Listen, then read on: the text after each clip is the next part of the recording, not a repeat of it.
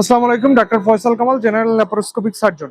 আজকে আপনাদের সামনে একটা ব্যাপার নিয়ে হাজির হয়েছে, সেটা হচ্ছে যে রোগীদের কোশ্চেনের অ্যান্সার পর্ব বা প্রশ্নোত্তর পর্ব, যেটা হচ্ছে ইউটিউব বা বিভিন্ন চ্যানেলে আমাকে প্রশ্ন করেন, আমি আসলে সময় পাই না, এই জন্য আজকে আপনাদের দিয়ে দিচ্ছি।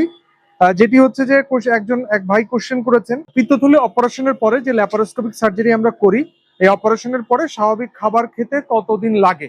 আচ্ছা, খুবই একটা গুরুত্বপূর্ণ প্রশ্ন এবং সবার মনে এই প্রশ্নটা আছে।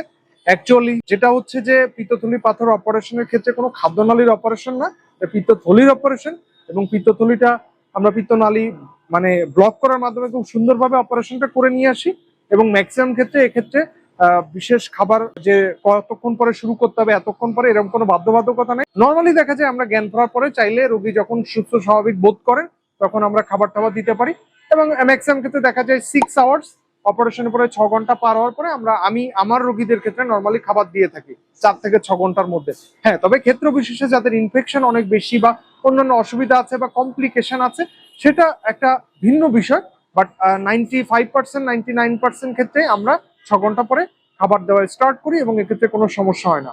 সো 2-4 দিন না খেয়ে থাকতে হবে, হসপিটালে থাকতে হবে, এটা ভাবার কোনো কারণ নেই। 6 ঘন্টা পরেই বা 5 থেকে 6 ঘন্টা পরে আপনি খাবার গ্রহণ করতে পারবেন। ধন্যবাদ সবাইকে।